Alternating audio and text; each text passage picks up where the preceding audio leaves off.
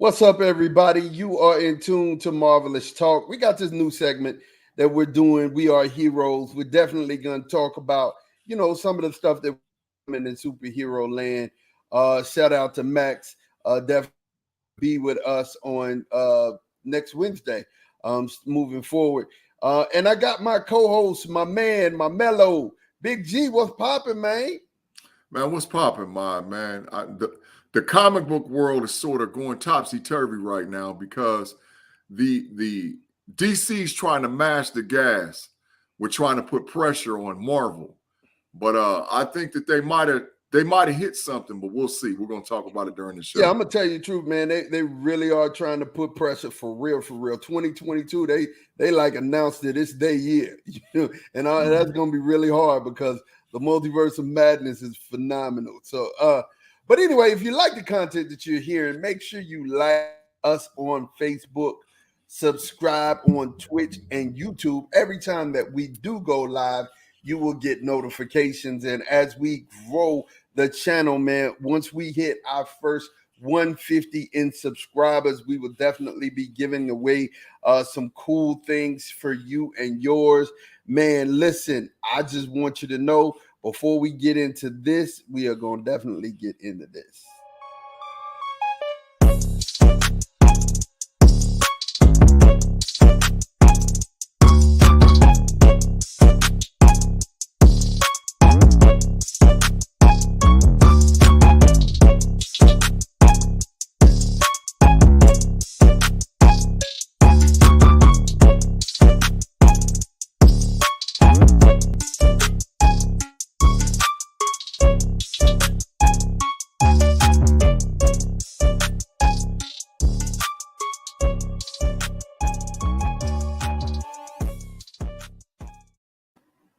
And once again, you are in tune to Marvelous Talk.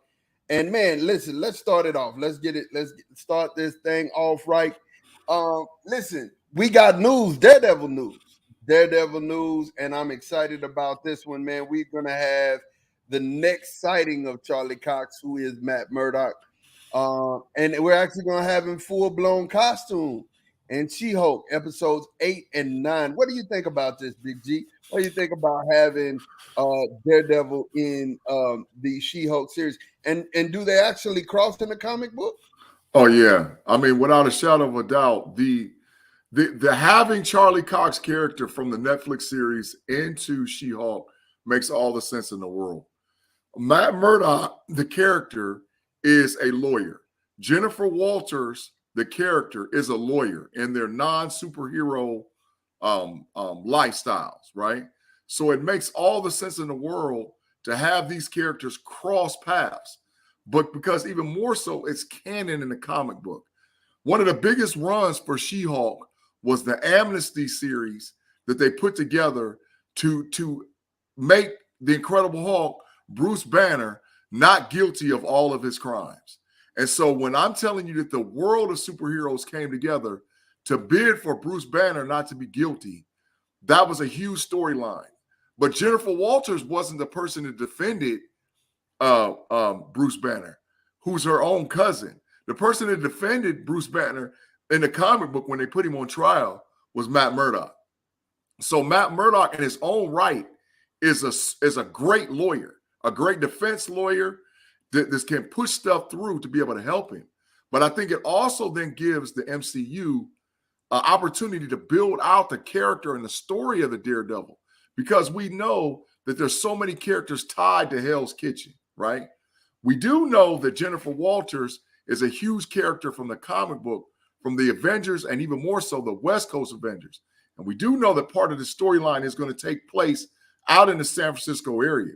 But I look for them to shift the attention back from the California, San Francisco area over to the New York area and give some homage to Hell's Kitchen.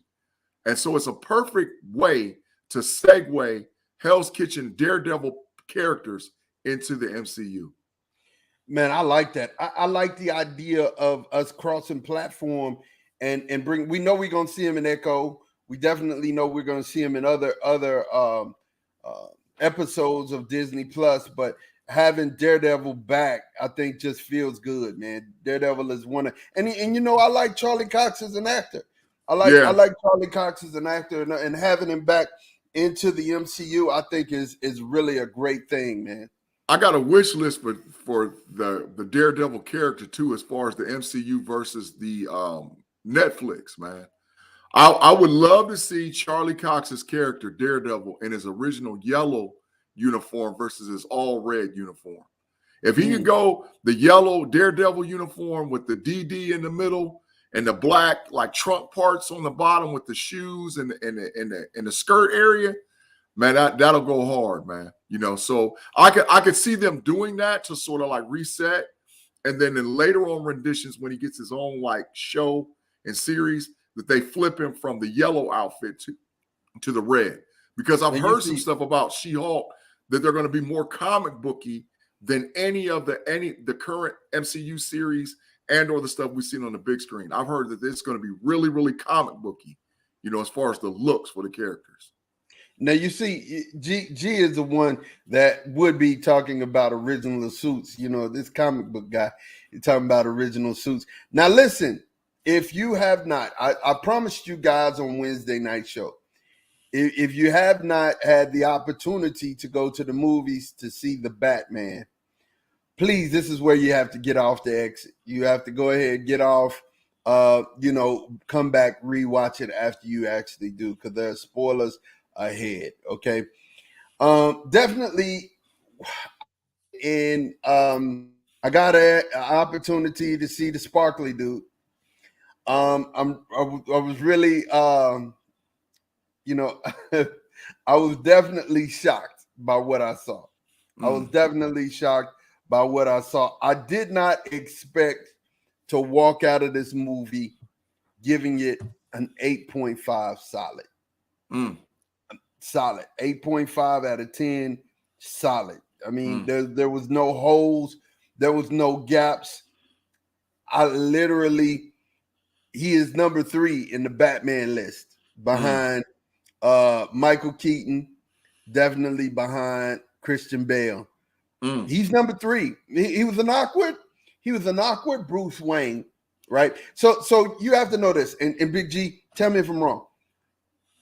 The character has to be able to nail the alias. If he's not nailing the alias, he's not being a good character. What do you think about that? Like, you know, to play Superman, you got to be a great Clark Kent. Right. To play Batman, you have to be a good Bruce Wayne. Right. Do you agree? Yeah, for any character, the whole premise of the individual character to be built out as far as the hero, he has to be the original character. That's why you've seen so much success in the Marvel universe, cinematic universe, because they're picking characters that can play the baseline character versus playing the superhero. And you'll see that big time with Isaac moving forward with that Moon Knight. That guy's going to knock that character out of the park. Yeah, man, I like it. And so with you know, Robert actually he pulled off an awkward Bruce Wayne. It was like, if Bruce Wayne was awkward, that would be what he was like. You know what I mean? But Bruce Wayne is more suave, put together, you know, billionaire playboy kind of thing. Him and Iron Man are kind of around the same degree of pompousness. Yeah. If I could say that. They're both entitled in their actions and the way that they act. Only difference is, you know, Bruce Wayne's is more of an act to actually keep up appearance, and Iron Man is really who he is. Yeah, Tony Stark tells the world that he's Iron Man, where Bruce Wayne doesn't want anybody to know that he's Batman. Yeah, definitely. And so, you know, you see him being socially awkward. They actually sold that to me. I believed it. You know what I mean? I believed it 110%. And I was like, wow, okay. And then on top of what Robert Pattinson did, you know, with the playing of Batman, the Bruce Wayne, he was a solid Batman. It was believable. I was like, oh my gosh. I mean, he was beating the drumsticks off of people. I was like, yeah, okay. Oh, I could get with this. I could get with this. You talk about me and violence. Yeah, I could get with this. Yeah. He beat the drumsticks off of people. Now, you got to understand, this is set year 2 of him into the whole crime fighting and him becoming Batman, right? So this is year 2, right? And he has a lot of his gadgets and gadgets together, but at the same time, we wasn't set on the name yet. He called himself Vengeance, right? Because he was still so hell-bent on making people pay for his childhood, you know, and that's Batman. You know, Batman is a traumatic superhero. You know what I'm saying? He was formed out of trauma. That's him. He want to beat everybody up, out of trauma. You know. Well, from what I've seen, heard, and read too. You know, year 2 for Batman is Ra's al Ghul, him transforming from being more Ra's al Ghul, which is like, I'm going to knock everybody out, kill everybody, and take everybody out, versus settling in the fact of him being a costume hero. So, you know, that's why I read and heard that the whole ideology of him being Vengeance versus being Batman, and then at the end, him becoming Batman, was because he's Ra's al Ghul. He's Ra's al Ghul's version of coming to Gotham and like cleaning it out versus him being the Batman character. Facts. And you know, definitely he was just saying, you know, I am vengeance. And at the end, he became Batman. Now let's talk about characters. Man, I won't give you a whole bunch of the plot of what happened. I'm just going to hit the characters. The Riddler, y'all, they did that. The Riddler wasn't your Jim Carrey, you know, riddle me this type dude. Yeah. He was more dark, and the movie itself is darker. You know what I'm saying? The movie itself was darker. And you know, I gotta say this again to everybody who was watching Wednesday night. Yes, I like the sparkly dude. He just wasn't sparkling. I was glad about that. If I would have saw him twinkling or sparkling at any point, you know, it would have been some problems for me. I would have, you know, I seen some people get up and leave. I thought I would have did that. You know what I mean? But thoroughly enjoyed it.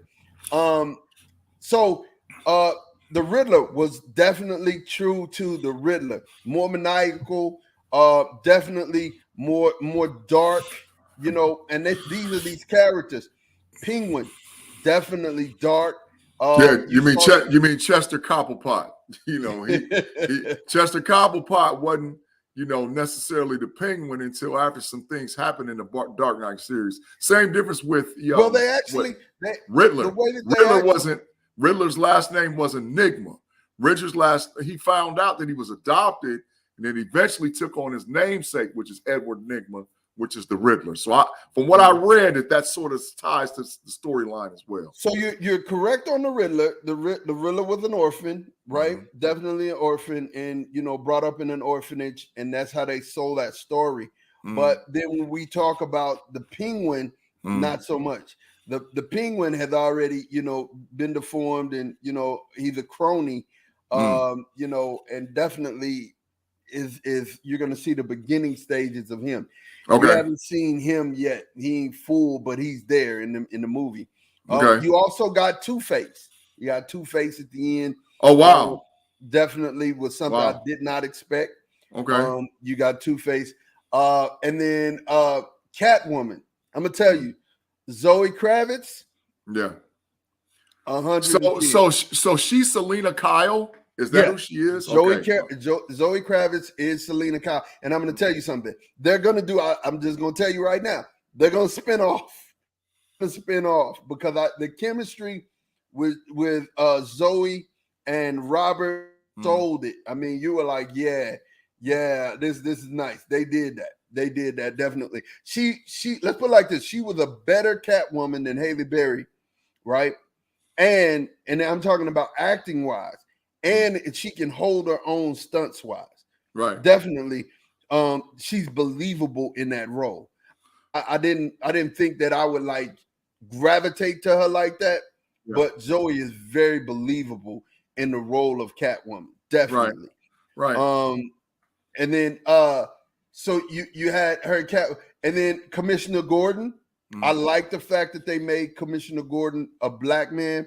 I think it was super dope on how they kind of positioned him to be just a regular detective. Because get this, they sold Batman this time as a detective. They focus more on the detective aspect of Batman, which I don't think has been seen in any other movie, which is what made this a solid 8.5, because they showed you the detective aspect of Batman. And Batman is nothing without that detective aspect. Right. Well, but in the thing is, what Batman in the comic book is concerned, right? The idea of Batman maturating into a character goes up as Commissioner Gordon goes up, right? They are synonymously tied to each other as far as character arc. Because you got to remember that Commissioner Gordon's daughter is Barbara Gordon. Barbara Gordon later on becomes Batgirl, and she's later with the Killing the Joker series, and she's injured because of some traumatic things that happened to her, and then she becomes the Oracle and all that, whatever else. And then, like the Jason Todd issue as with Commissioner Gordon, that story arc of him has to go up if you're going to have the story arc of Bruce Wayne go up, because they've been tied together from the onset. Gordon actually could have prevented in a possible way the death of the Waynes. But because and as far as the comic book arc is concerned, there were some choices he made that he should have done to prevent the Waynes from getting killed, and he didn't. So there's some guilt stuff that, as far as the comic book, tied with Gordon with Bruce Wayne. So that whole character arc, man, is huge to me. That's just what I'm thinking. And I like the fact that you brought up his daughter becoming Batgirl, because I think, once again, this is a series that I think they're actually going to play out. They're going to use him, and I think they're going to probably use him in 3, 4, probably like 3 movies. Probably I'd say 3 movies, and maybe in another one in the group up. But when you look at it overall, focusing on the detective aspect of Batman made this movie different. Right. They couldn't go the Dark Knight route. Right. They couldn't do that. You know what I mean? They couldn't even go the Michael Keaton route. They couldn't do that. You know what I mean? And believe it or not, like I said, he was a better Batman than Ben Affleck.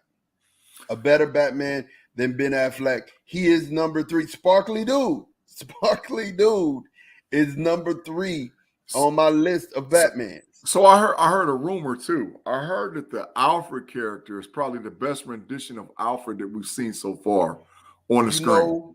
You know what? They make Alfred seem he is, not as much of a part. Like, okay, so Michael, what is his name? The last one that played in the Dark Knight series, Michael, is it Caine? I think it's Michael Caine, right? Yes. He was a great Alfred in the sense that he was emotionally connected to Bruce, right? And he showed his emotional connection.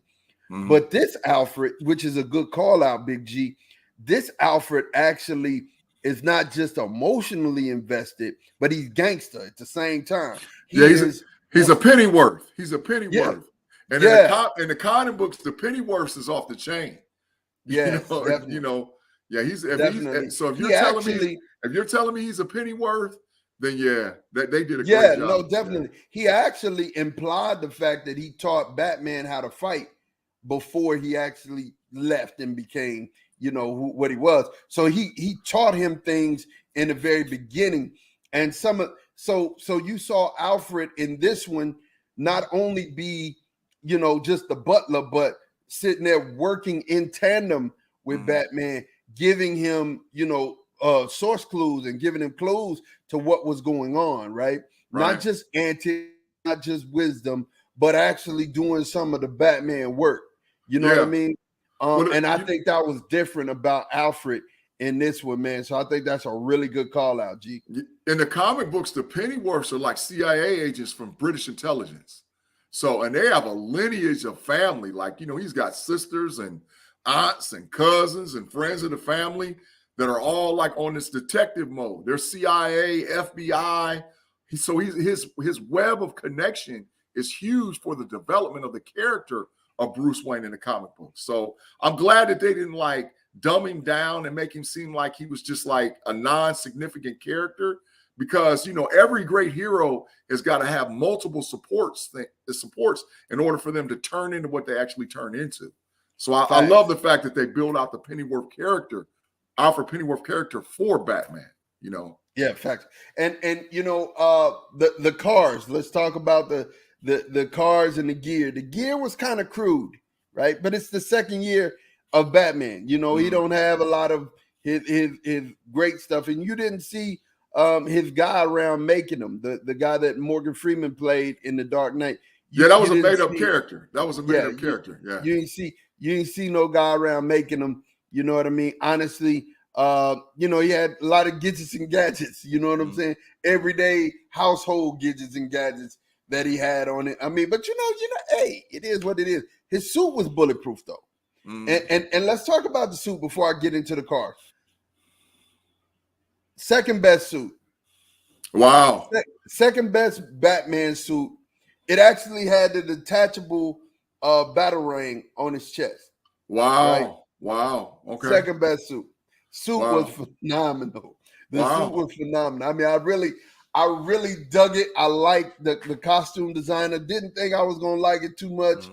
Now there were some places where he got in and out of the suit really fast, and I don't know how he did that unless he had like a detachable button. And I mean, honestly, the thing is bulletproof. You can't put it in a backpack. Where were you hiding it, Batman? I don't know. You gotta let me know, man. Right. And the gist of the matter is, and he wasn't big. The other thing, I don't think they spent time working Robert Pattinson out. When they bring him back for another one, they need to go on and put him in the gym. They need to put him on the gym. They need to go over there and talk to Marvel and ask Marvel, what are you doing to make your guys bigger? Because my guy needs to be bigger. Right. Batman in the comic book is huge. He's like, he's the pinnacle of human, like as far as you can get as far as a human. He's like a soldier. He's in tip-top shape. He can take on all kind of other stuff. So maybe they was trying to show the vulnerability side of Batman. I don't know. I mean, you can, but and like I said, I think they were highlighting the awkwardness of him. You know what I'm saying? That they were highlighting his awkwardness because that was the tie between the Riddler and Batman, was their awkward nature. We're both awkward kids, right? And that's what he was trying to focus on. And I think that's what that whole thing was. But let's get into the toys. Like the car was like a mix between Knight Rider and the Batmobile. Okay. You know what I'm saying? So it was really crude. It did have the fire and the extra jump on the end, but it was more American muscle. You know what I mean? Definitely. But in the comic book, that's really what it's supposed to be. The reason why we grew up in the era with Batman being comic booky, so like in order for Mattel and other agencies and entities like them to sell toys and stuff like that, you had to have all these gadgets and gadgets and like a crazy look with the Batmobile. But the actual issue is in the comic book, the Batmobile is like raw dog. It's like straight Punisher mode. Like I could run through a steel wall and I'm still rolling. That's the whole ideology of the Batmobile in the comic book. So I think Big G, they made it to where it was really resilient like that. You know what I mean? And would stand a lot. I like it. I like his motorcycle better. But I don't think it was the Dark Knight motorcycle. The Dark Knight motorcycle was phenomenal. I had swivel and change. That's different. That's on a whole nother level. But second best motorcycle. Best motorcycle. Definitely second best Batman. I mean, second best Batmobile. It was really good. I like the toys. Definitely the thing that I think we're gonna have to do with Selena Kyle and Zoe Kravitz costume we're gonna have to do something better with. I mean, we're gonna have to do something better with a face mask. I mean, we're gonna have to upgrade that. It was just a Scully with the face with like a little circle cut out. Yeah. You know what I'm saying? Yeah. Definitely we got to do something better with that. But overall, you guys, marvelous talk. Y'all out there, y'all watching, y'all was expecting me to get this review. 8.5 solid. Worth a speak. So was I right? Because I didn't read or know anything about it before, we talked about it on Wednesday. Is this a story that they can build the arc out, like how you built Tony Stark out to make this team come together? Is this on par, on level with Iron Man 1? Is this like where you can build the story? Absolutely. It's a reboot, it's an origin, and you can build this world out for real. Like I said, I specifically said you're gonna see 2 more movies. Okay. And then you can build. Could you tie other DC things into this? Oh, absolutely. Okay. Absolutely. Okay. And then speaking of DC, you have Black Adam coming. Right. Correct. You have Aquaman coming, and you have Flash coming. Flashpoint. Right? Yeah, the Flashpoint movie, the Aquaman 2 movie, Black Adam, and Shazam. For sure. And they show Shazam. We forget about Shazam, but Shazam should be done, and they should be ready to put that out sometime. I don't know when, but it should be done right now. Right. There's supposed to be an investors call for the DC production people here in a minute. And normally when they get an investors call, there's some trailer footage and all whatever else that's going to drop. So they're trying. From what I've read, they're trying to get ahead of the Marvel investors call, which is supposed to be coming, because everybody knows Comic-Con is coming. So now with some of the restrictions with COVID and all that stuff getting lifted, I really look for them to blow this Comic-Con thing up huge this year. So with the investors call coming with Marvel, I from what I understand, DC's trying to do the same thing. So Yeah, man. Hey, definitely want to send a shout out to Isaac Rowe. Isaac Rowe watching with us, man. I know he's a Batman fan, and want to definitely say thank you for watching. But I do got to tell you, Big G, man, this is something that you're definitely gonna see evolve. I think they're gonna, marry a lot of these characters together, and you're gonna see another Justice League. You're gonna see another Justice League. I'm not really impressed about the things that I saw with the trailer for, or the teaser for Aquaman. I think Aquaman's gonna lose some of its luster in this next one, if it ever had any. What I mean? Well, Aquaman, to me, in my opinion, is the best DC thing, character or title or thing done as far as digital effects and actually telling a story. I think Aquaman has done an outstanding job. So if they're going to reboot it, why not give, like you said, character arcs and have them all sort of tie together? They're how I feel personally. They're chasing Marvel. This is all just a big chase and a big trying to catch up. And I don't know if they can, but at least you're going to get some semblance to where they're going to try to settle down. Okay, we're going to start tying this stuff together. It's going to make sense and all whatever else, because the MCU is off the chain, But I think they're still going to struggle until they get a guy who's like the Godfather for them. When the smartest thing that ever happened for the MCU was them to say, Feige, you're in control. And once they did that, now he gave his directors homage. He let them build up storylines. Here's the thing about that, Big G. The thing about that, Big G. There's not another Kevin Feige out there, bro. Oh, I think there is. No. The reason why I say that is that in order for you to find a Kevin Feige, you have to find somebody who actually embraces not just the genre, but the stories. And then after they embrace the genre and the stories, they have to be willing to work with other people and allow those other people to bring out the world, to kind of pound out the worlds that each one of these people live in and play in. And you have to be comfortable supervising all of that. right? Right. So I believe that there is. I believe that the guy that DC should go and get and be aggressive in getting him is James Gunn.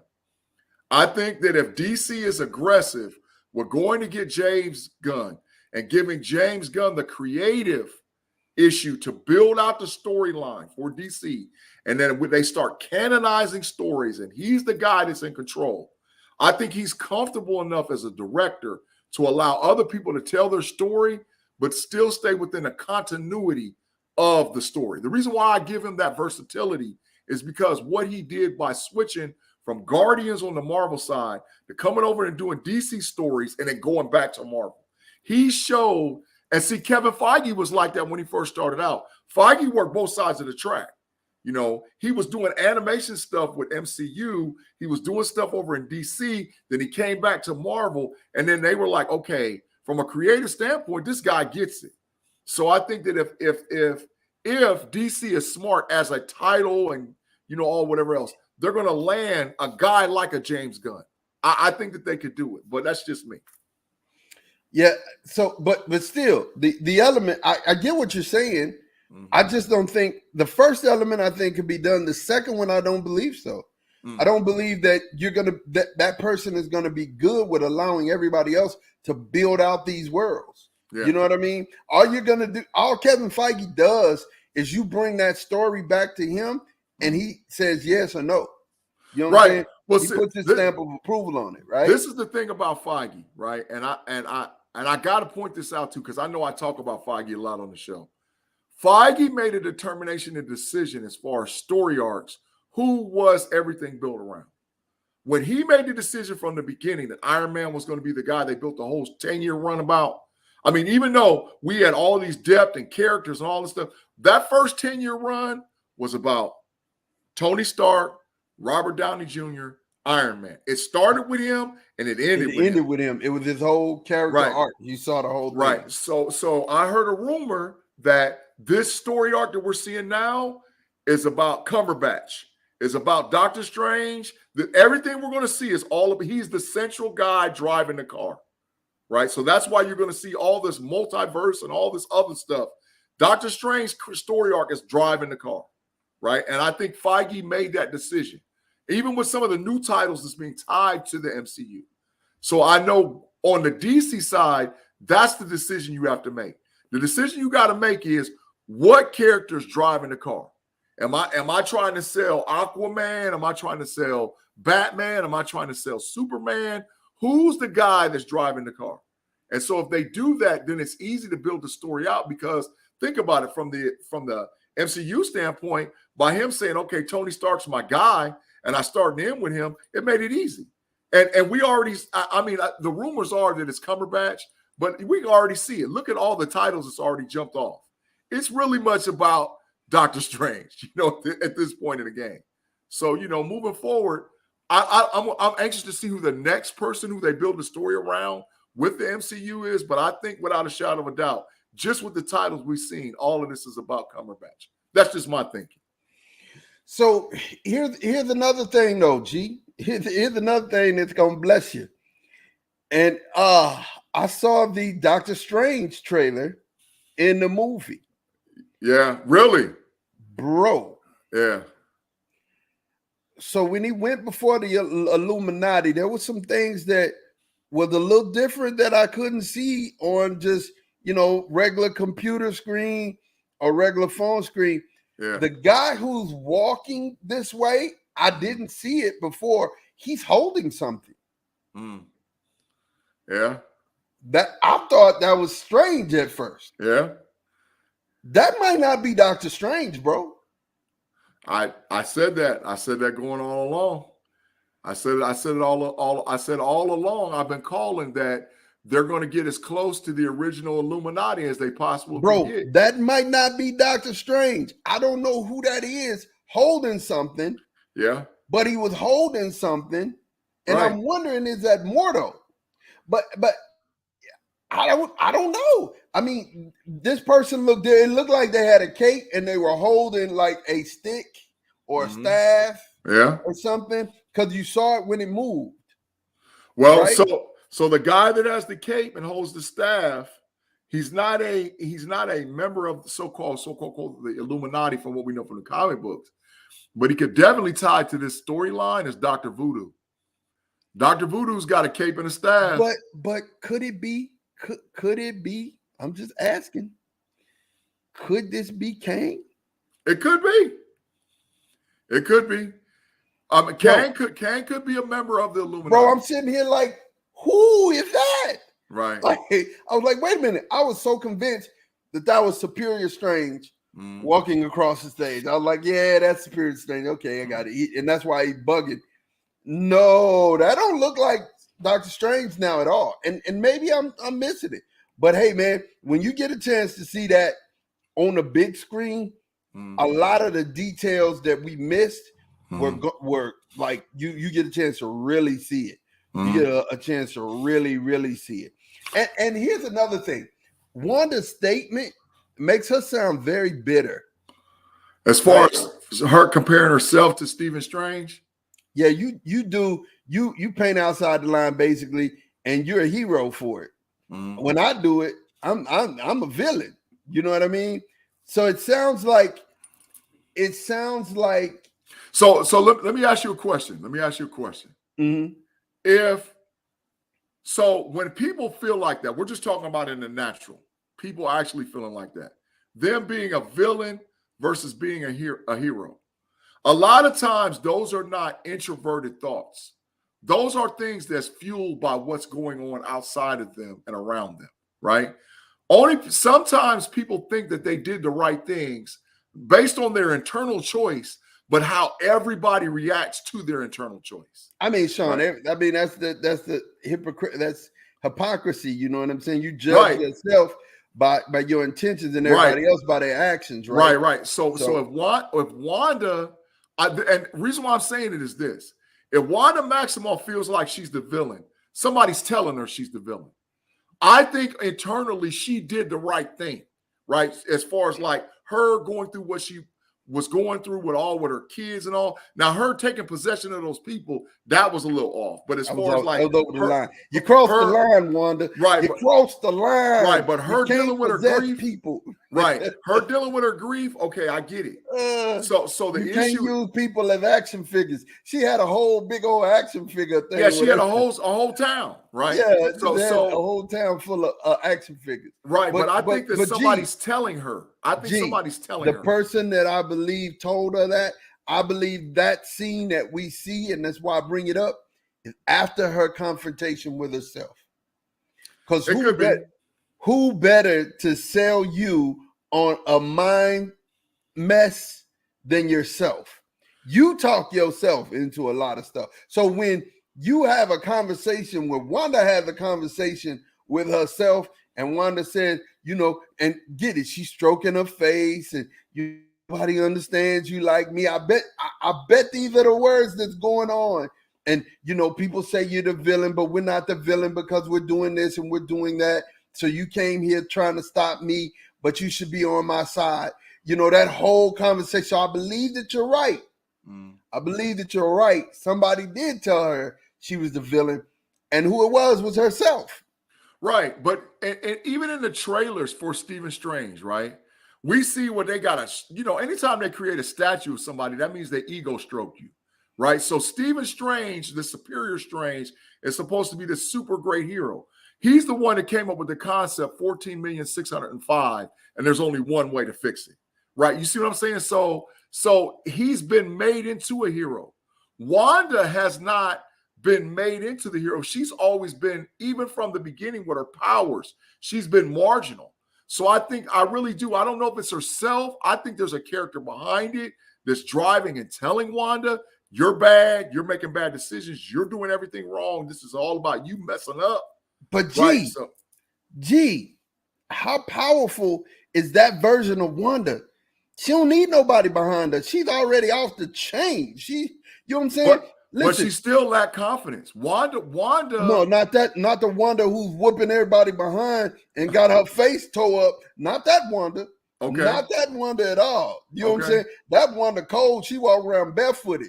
like Maxwell on stage. You know what I'm saying? Oh, so you think that the Scarlet Witch rendition that we saw at the end of WandaVision and the one that was flipping through the dark hole is not the one we're going to get. The one we're going to get that's like the super powerful one is the one walking around barefooted, is just hauling everybody out. Who is actually the one that was drinking the coffee in the at the end of the WandaVision. She wasn't in full get up, you know. That's the one I believe is the dark. I believe she is in a different universe, and she's the Dark Wanda who's done expanded, and her powers are so cold. Just like you said, she don't need no uniform or no garb because she know who she is at that point. You know what I'm saying? Our version of Wanda is just learning who she is. That version of Wanda knows that, hey, look, I'm not to be messed with. Yeah. You know what I mean? And I'm coming in here, I'm about to haul you out. I don't need no shoes, I don't need no gadgets. I'm just about to haul you all the way out. And like I said, when I saw when you saw the actual trailer on screen, bro, you see, man, hey, they moved some furniture around. It wasn't just no, hey, we came in here and we had a little light tussle. They moved some furniture around. They got into it for a second. Right. And she made her bow down. She made her look, hey, lay your little old narrow tail down. You know, after you get a hold of your child and you tell your child, hey, lay your little narrow tail down. You know what I'm saying? Lay your little narrow tail. And that's what it looked like she did. So I heard, now this is some rabbit hole information I heard. I heard that the day that Moon Knight drops on Disney Plus, they are going to drop a huge trailer 2 for Doctor Strange. And they said that because what everybody's starting to find out is that the original script for Doctor Strange is not what you're going to see on the big screen. They said that there's reshoots going on literally like all the way up until the time that the movie's cut and goes. Because they said that the creative force of Doctor Strange wanted to confuse everybody so that way nobody knew what was going on. So I heard that there's a trailer that's coming that the people that actually shot the movie don't even know is going to be in there. Because there's so many cameos and reshoots that's going on, and everybody's totally confused about what's going on with this actual movie. Because the movie that they went to film and shoot is not what's going to come out on the big screen. I think that's genius. Because what's the issue that's going on? The issue that's going on is there's people like me that are deep dives and plot leaking and behind the scenes with cameras and snapping pictures and going on to different stuff and looking and trying to find out information about it. So I think that Kevin finally figured it out. And he did it somewhat with Spider-Man. And I think he's then ramped it up to a whole nother level with this Doctor Strange. That the art of 3-card money and confusion has become on beast mode. And I think the movie that we're going to see on the big screen for Doctor Strange is going to be completely different than what everybody thinks as far as their theories are concerned. That's what I think. You could be right. I know that there are reshoots happening and they are reshooting. So you definitely could be right, man. Right. Today's 3/5 and the movie comes out 5/3. How you gonna be reshooting, in 2 months, basically 2 months, 3/5 to 5/3. Yeah, they'll probably be, I guarantee you they'll probably be shooting for, a little bit longer, maybe another 2 weeks in this month, and then they'll recut everything up and have it going. So it'll give them time enough to recut it and then mass distribute it. Right. I mean, honestly, Big G, bro, like I'm trying to taper my excitement, but I don't know if I can do it, man. I don't know if I can hold out. They're gonna have to do something to distract my mind from, because I have my expectations for this one being the best Marvel movie that we've seen. If it doesn't be that, I'm gonna be kind of, discouraged in a way, because honestly, every time I see it, I'm picking up something new that I totally missed out on. But that is our time, man. G, do you have anything you want to leave the audience with? Oh, like I said, we didn't get an opportunity to get to Victor Von Doom today because we got some production things going on. But please, please stay tuned and watch and look. If you're a Victor Von Doom fan, we're going to do a deep dive on Victor Von Doom. It's coming shortly. It's like in production, in construction. Victor Von Doom is coming because I believe after Kang, our next big bag is Victor Von Doom. That boy that love him some Victor Von Doom. You know this. Every time you hear him talking about Doom, Doom, Doom. I told y'all, Marvelous Talkland, I don't trust a man in a steel suit and a hoodie and a cape. It just don't look right. You're not a Jedi. If you listen, that's Darth Vader. If you got on all of that, you're Darth Vader. You're not. I mean, come on, man. I don't trust you. Victor Von Doom it makes Darth Vader look like a Girl Scout. Now I'm just like I said. Listen, I just want you to know, on site. Victor Von Doom, his new name is On Site. I'll fight him on site. If I have power, hey, you getting it on site? I'm serving you on site. I ain't gonna ask no questions. We'll need to talk. You know what I'm saying? Listen, I know you here. The only thing you could be possibly trying to do here is cause a whole bunch of chaos.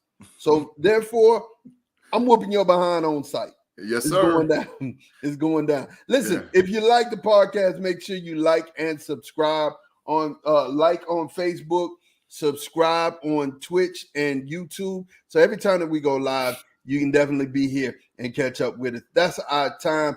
And we are heroes. We are out of here. Peace.